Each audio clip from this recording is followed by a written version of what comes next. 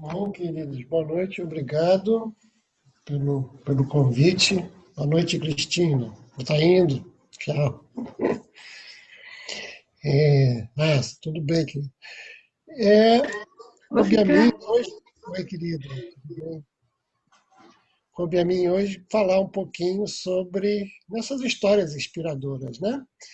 E a minha ideia hoje foi trazer uma coisa um pouquinho diferente, mas não tão diferente, porque principalmente para as pessoas que já vêm de há um longo tempo, né? Porque conhecem tudo. Mas a minha intenção hoje foi conversar com todos vocês aqui sobre, sobre um aspecto muito interessante, que é um Bahá'í americano que prestou serviços à Assembleia dos Estados Unidos na época do pioneirismo, chama-se Genab Caldwell, e que escreveu um livro chamado Siga as Instruções. Muitas pessoas conhecem esse livro. Esse é um livro só para vocês. Deixa eu tentar aqui acertar aqui. Esse é o É livro uma delícia de leitura, não é? Siga as Instruções, de Genab Caldwell. Então, eu vou falar por que ele é diferente, por que eu escolhi. Eu acho que é importante que a gente saiba isso, né? Primeiro, eu vou falar sobre ele, né? Genab Caldwell nasceu no estado de Montana, nos Estados Unidos, tendo se declarado Bahá'í em 1950. E em 53, no início da Cruzada Mundial de 10 anos, ele saiu de pioneiro para o Alasca e depois para as Ilhas Aleutas, recebendo de Shogefendi o título de Cavaleiro de Bahá'u'lláh. Por ter sido o primeiro Bahá'í naquela região, meta do plano de 10 anos, de 53 a 63. Foi pioneiro também no México e no Japão, acumulando uma experiência de mais de 40 anos no ensino da fé, incluindo o ensino em larga escala. Fez viagens de ensino em mais de 50 países e hoje vive com seus filhos no Japão. Hoje é na época desse livro, que eu acho que é de 90 esse livro. Bom, mas o que ele fala que eu acho que é extremamente inspirador? E que é o título do livro, Siga as Instruções. Né? Ele diz uma coisa muito simples. Olha, ensino ou qualquer outra atividade Bahá'í, se não estiver dando certo, é porque você não está seguindo as instruções de Bahá'u'lláh. Aí pode parecer uma surpresa muito grande, né? Mas como? Como eu não estou seguindo as instruções de Bahá'u'lláh? Então ele fala, e em cada capítulo eu vou mostrar para vocês, ele tem uma citação de Bahá'u'lláh e tem uma situação onde alguma coisa não estava dando certo e ele explica por que as pessoas não estavam agindo exatamente como Bahá'u'lláh estava falando. Porque é uma das coisas que Bahá'u'lláh pronuncia, né? E que diz e afirma é que todos nós temos que nos aprofundar, nós temos que entender profundamente aquilo que é dito. Aquilo que é dito não é uma coisa simples. A gente tem que mergulhar em camadas cada vez mais e entender o porquê daquelas coisas, o como, e questionar e perseguir essas coisas de uma maneira muito objetiva e muito profunda. E isso é muito, muito importante, muito importante. Então eu escolhi desse livro três histórias, três partes que eu vou ler para caber nesse espaço de meia hora, onde a gente vai trabalhar trechos, alguns trechos de palavras sagradas, e uma situação onde essas palavras foram aplicadas. Né? Como não deu para eu preparar, tirar essas passagens para projetar, eu vou ver se a gente consegue começar a ler daqui mesmo. Eu vou pedir para uma pessoa, se puder, mesmo, Virgínia, você pode ler para mim? Se possível, se for possível, Virgínia, lê. Eu vou tentar ver aqui essas palavras maiores, projetar aqui. Vamos ver se dá para ver pela. Uhum. Dá para ler? Vamos ver. Não. Ficou muito embaçado. Ficou muito embaçado, né? Fica muito embaçado. Basta ler, pronto. Pode só a Virgínia ler, mas enquanto ela tiver com o microfone dela aberto, aí você fecha o seu. Exatamente. Porque está no mesmo ambiente. Eu vou ler então aqui para não.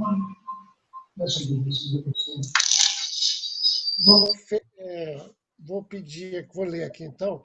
É um trecho das Epístolas de Bahá'u'lláh, desculpe, Epístolas de Abdu'l-Bahá, que fala assim, ele diz assim, instrução, qual é a instrução? Ser um sinal de amor, uma manifestação de misericórdia, uma fonte de ternura compassiva, bom para todos e amável para os servos de Deus. Então, esse trechinho é a instrução que ele vai citar nisso. Vou ler de novo, só para a gente ficar bem firme. Que instrução é essa? Ser um sinal de amor, uma manifestação de misericórdia, uma fonte de ternura, compassivo, bom para todos e amável para os servos de Deus. Então, essa é a epístola de Abdu'l-Bahá, na página tal. Aí eu vou ler para vocês o que ele fala, qual é a situação que ele fala sobre isso. Olha, o instrutor deve estender e mostrar o verdadeiro espírito de amor a toda e qualquer pessoa com que Bahá'u'lláh o coloque em contato. Minha experiência no México ensinou-me de uma forma comovente. Descobrimos, após quase 2 anos, que havíamos inscrito tantos novos Baha'is que eu não podia lembrar-me de quem era Baha'i e quem não era. Assim, cada pessoa que eu encontrava indo e vindo nas aldeias, eu tratava como se fosse o mais querido dos amigos Baha'is. A carta seguinte, escrita para a Assembleia Espiritual Nacional de Taiwan, é autoexplicativa e ajuda a compreender esse assunto. Queridos amigos Baha'is, no final de semana, compreendendo os dias 8 e 9 de julho, eu fui convidado a ir para Taichung e coordenar um aprofundamento de final de semana com os novos Baha'is. Eu levei uma nova Baha'i de um lugar chamado Hinkshu como minha tradutora. E esse era o seu primeiro encontro Baha'i, fora da cidade onde ela vivia, que era Hinkshu. A atmosfera estava maravilhosa. Os instrutores Baha'is eram calorosos e amigáveis. E os novos Baha'is eram ótimos. Eram muito sinceros, de coração aberto.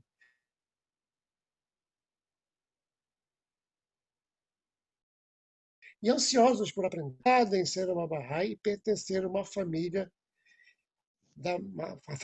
tão maravilhosa. E agora ela queria trazer o seu marido, não Baha'i, para participar de outras reuniões no futuro. As mudanças que eu senti no grupo, comparadas com as experiências anteriores que eu tive, eram muito encorajadoras e um passo na direção certa. No dia 13 de julho, houve mais uma declaração. E essa pessoa esteve lendo, o marido da tradutora, né, estava lendo e estudando a fé por aproximadamente 1 ano. Ficou encantado com as palavras ocultas e tinha usado as orações Baha'is diariamente. Quando me disse que estava mudando de emprego, eu perguntei-lhe se ele gostaria de juntar-se ao grupo de ensino, uma vez que ele tinha tempo livre. E ele mostrou-se muito entusiasmado e concordou em ir ao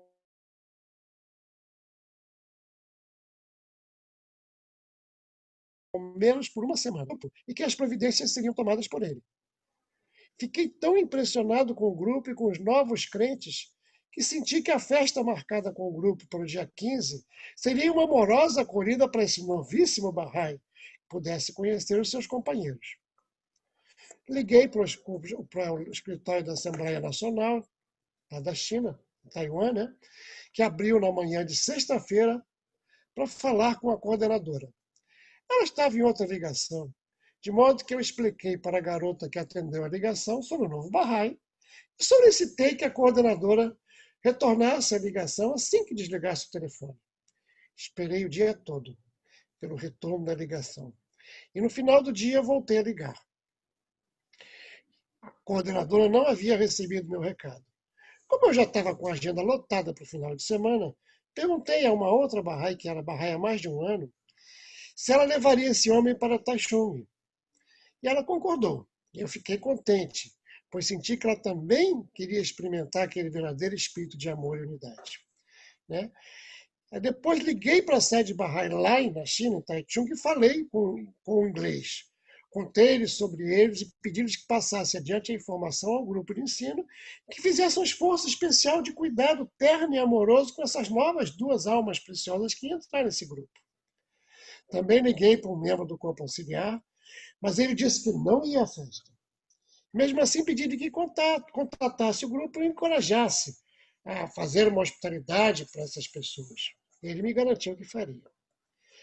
Solicitaram, então, que as pessoas que fossem diretamente para casa onde aconteceria a festa, e que esse grupo cuidaria dele assim que chegassem. Mais tarde, eu soube que eles haviam voltado para Rickshaw e fizeram com que se sentissem estranhos e não bem-vindos. Um chinês da Malásia conversou com eles e disse que sabia que o homem queria juntar-se ao grupo e viajaria com eles para Taipei, mas teria que adquirir a sua própria passagem de ônibus, porque não havia uma para ele. Depois perguntou-lhe onde planejava ficar e disse que teria que ficar num hotel. Então saiu e nunca mais conversou com eles. Bom, eles ficaram em um canto, sentindo-se desconfortáveis e finalmente escaparam e voltaram para casa. Agora, esse problema é devido inteiramente ao treinamento inadequado dos instrutores, né? Segundo cria-se a atitude. Desculpa. Primeiro, os instrutores barrais passam a amarem-se tanto e sentirem-se tão confortáveis e seguros entre si, enquanto todos os novos membros são levados a sentirem-se um pouco como estranhos, né? Segundo, cria-se a atitude. Nós somos os instrutores e eles são outros barrais, né? O terceiro problema é que nós, os barrais, e nós somos os barrais. E nós devemos educar todos a realçar através de suas consultas diárias que não existe nós e eles. Somos todos nós, toda a humanidade. E cada alma com que Bahá'u'lláh nos coloca em contato é única e maravilhosa. E apenas nós, toda a humanidade, e cada alma com que Bahá'u'lláh nos coloca em contato é única e maravilhosa. E não deveríamos aplicar todo o esforço para demonstrar que nos amamos. Bom, esse é um caso que fala sobre ternura e sobre amor, né? Mas tem outros dois mais interessantes, mais curtinhos também. Nós temos um pouquinho, temos algum tempo, porque são coisas que nós, por exemplo, nós temos as visitas virtuais que nós queremos fazer, nós estamos tentando incrementar, conhecer as pessoas. Então, várias dessas coisas dizem respeito a exatamente essa fase que nós nos encontramos, né? Como a gente convida uma pessoa, como a gente visita uma pessoa, e a gente, por exemplo, sem querer, a gente procura e escolhe as pessoas, né? Ao contrário do que a gente diz, todas as almas que vêm a nós são escolhidas não por a gente, são escolhidas por Bahá'u'lláh, né? Então, essa segunda instrução, ela fala de uma seleção dos escritos de Bahá'u'lláh que é o seguinte dizer: inteiramente por amor a Deus, deve ele proclamar a sua mensagem. E no meu espírito, aceitar qualquer resposta que as palavras por ele proferidas possam evocar no ouvinte. Então isso é muito interessante, porque a gente conversa com uma pessoa e tem que aceitar qualquer resposta que venha de qualquer pessoa.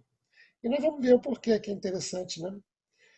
Aí ele fala assim: esse problema de escolher e procurar os novos barrais é um que a maioria dos instrutores, consciente ou inconscientemente, faz. Nós pensamos que esta ou aquela pessoa seria um excelente barrai, ou esta ou aquela pessoa talvez não gostassem de receber essas palavras. A verdade é que a afirmação de Jesus, muitos serão os chamados e poucos os escolhidos, tem um duplo sentido. Primeiro é que Deus é quem faz a procura e a escolha. O segundo é que a pessoa que está sendo ensinada faz a escolha de ser ou não ser Bahá'í, ou ser ou não ser cristão, né? A verdade é que o instrutor é apenas o canal através do qual a graça de Deus flui para a humanidade. E certamente não é o juiz, né? A meta... Aí começa o caso. O caso que aconteceu com o Cristiano é um bom exemplo disso. A história é bem interessante. A meta do plano de 9 anos era ter 10 assembleias locais lá no Canadá. E no início da campanha de ensino, tínhamos apenas uma. O nosso grupo era composto por 15 almas e uns poucos maravilhosos barrais locais da cidade de Whitehorse. A primeira aldeia para a qual nos dirigimos chamava-se Carnax e era uma aldeia indígena. Para a maioria dos instrutores, aquela era a primeira vez que participavam num projeto de ensino, né? E eles, passado um tempo, eles vieram até mim para reclamar de um índio que estava encostado da porta, assinando um cartão Bahá'í, e que estava tão bêbado que diziam que ele não sabia o que estava fazendo e que nós não deveríamos permitir que ele fizesse aquilo. Aí expliquei que aquilo que o homem segurava era apenas um pedaço de papel. E que dentro de poucos dias o grupo seguinte estaria lá. E se o homem não soubesse o que estava fazendo, aquele pedaço de papel poderia ser rasgado, sem problema nenhum. Não somos nós que escolhemos, né? Também tentei dizer que essa afirmação de Bahá'u'lláh era para exatamente esse tipo de pessoa. Porque tem uma outra citação Bahá'u'lláh que cita que diz assim: ó vós, ricos da terra, os pobres em vosso meio são minha incumbência a vós. Cuidai dessa incumbência e não tenhais em mira somente vosso próprio ócio. Então, aí eu disse para os instrutores, olha, que essa afirmação de Bahá'u'lláh era para exatamente esse tipo de pessoa. Quem mais poderia ser tão pobre? Sem amor, na verdade. Era pobre de amor. Coitado, sua cultura destruída, forçado a viver em miséria e pobreza, sem futuro. Um dos meios utilizados pelos invasores para subjugar esse povo foi viciá-los em álcool. Assim, aconselhei a todos a mostrarem a cada um o verdadeiro espírito de amor Bahá'í e serem especialmente carinhosos e amáveis com essa nova pessoa. Alguns instrutores começaram a reclamar que se a gente não podia ensinar os bêbados, né, como é que a gente podia fazer isso? 19 dias depois, havíamos formado 11 assembleias locais e realizamos uma maravilhosa conferência em Whitehorse. O mal da causa do Sr. Enoch Oling, o pai das vitórias, veio conduzir a celebração. Isso é interessante porque mostra a gente que a gente às vezes procura escolher e ver e não realmente receber as pessoas que todas elas que estão de coração aberto e de todas elas precisando das palavras que o manifestante de Deus traz, né? E essas palavras de todos os manifestantes, sejam elas de Jesus, do Bahá'u'lláh e dos outros manifestantes, elas trazem muito clara essa missão nossa, né? Que nós devemos levar a palavra de Deus para todos, independentemente de qualquer coisa. A resposta é da pessoa, não é nossa. Eu ainda separei uma terceira que dá exatamente o tempo que a gente precisaria para falar sobre vida e serviço, né? Serviço a Deus, né? A causa de Deus tem um poder místico para transformar os seres humanos. E é através da nossa obediência às leis e de nenhuma outra maneira. Isso reafirma aquilo que nós falamos, que à medida que nós lemos as palavras sagradas e procuramos entender o que é profundamente cada um de nós, a gente realmente começa a ter o poder de entender o que é a causa de Deus e servi-la, né? O melhor instrutor de ensino é aquele instrutor silencioso que é a minha vida interior e de caráter privado. Em outras palavras, a extensão na qual eu obedeça às leis, tanto na letra quanto em espírito, e assim leve uma vida Bahá'í, mas a minha vida será um exemplo para todos os outros. Tentar viver a vida Bahá'í não é ser apenas um instrutor, mas, de fato, é o meio mais maravilhoso de consolidar-se depois que uma alma tem aceitado. Chogyam Effendi fala nessa seguinte instrução: não pela força dos números, não pela mera exposição de um conjunto de princípios novos, nobres, não por uma campanha organizada, não importa quão abrangente e elaborada essa campanha, nem mesmo com a firmeza de nossa fé ou a exaltação de nosso entusiasmo. Podemos, em última instância, esperar reivindicar aos olhos de quem quer que seja o chamado supremo de uma revelação divina. Uma coisa E uma única coisa infalível e exclusivamente assegurará o triunfo indubitável das palavras sagradas: a extensão na qual nossa vida íntima e o caráter privado espelham em seus múltiplos aspectos o esplendor desses princípios eternos proclamados por Bahá'u'lláh. Então, ele deve dar um exemplozinho que a gente está aqui para, que é bem interessante. Dá para ler aqui, ainda temos aqui um pouquinho de 5 minutos ainda para a gente ler, 5, 7 minutos. Então, eles estavam com um encontro marcado lá no Alasca e tinham um grupo central de 15 a 30 instrutores que estavam juntos, né? Essa campanha durou mais de 3 anos, é interessante. Era uma região muito difícil, com muita neve, no meio da realmente. No Alasca, né? No Alasca, a gente está imaginando. 3 anos, né? E um dos barrais desse grupo tinha deixado o seu lar, a sua cidade, tudo e tinha ido para lá. Ele era bem abastado e havia adquirido uma linda casa na colina com vista para a cidade. Quase todo dia, essa alma dedicada lamentava e reclamava sobre seu insucesso como pioneiro. Nenhuma única alma tinha se interessado ainda pelas palavras dele sobre a fé Bahá'í. Ele havia deixado sua linda esposa e seus maravilhosos filhos e ficado com um grupo de ensino no Alasca durante todo o tempo. Ao final do primeiro ano, quando nos deslocamos para o sudeste do Alasca, não nos encontrávamos muito longe da cidade e solicitei permissão para levar um grupo para lá e tentar auxiliar essa família a conquistar as suas metas.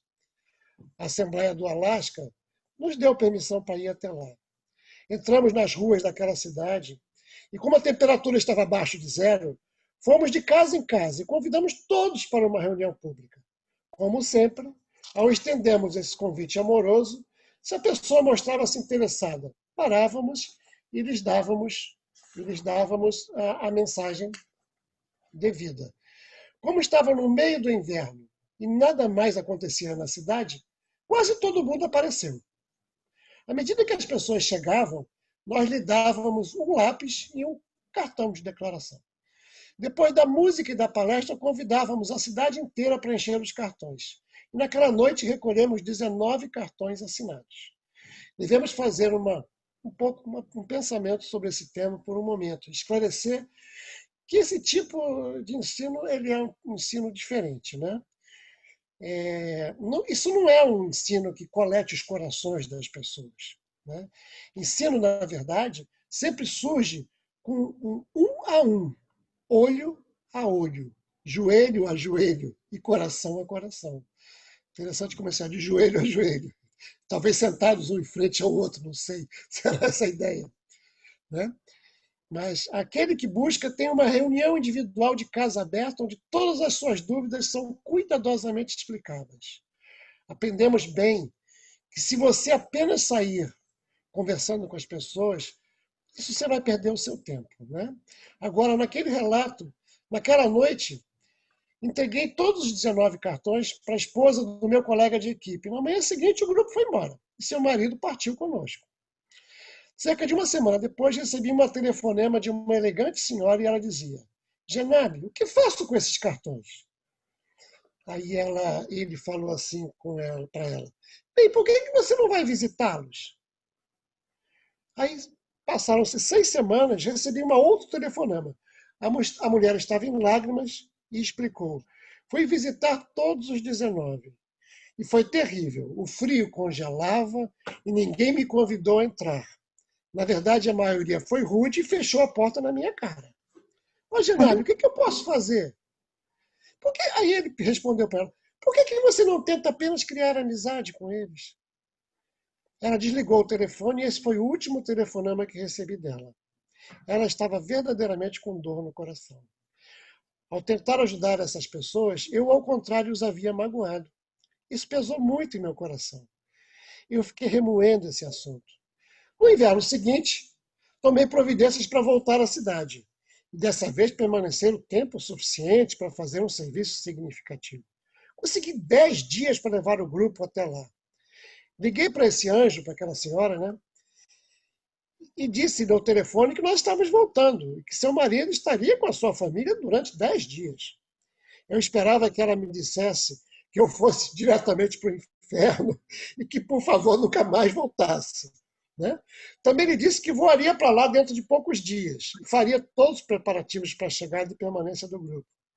Para minha surpresa, ela parecia entusiasmada e perguntou-me se eu desejava encontrar-me com a Assembleia Espiritual local ou com a comunidade que ela tinha estabelecido. Eu disse-lhe apenas que ela convidasse a comunidade.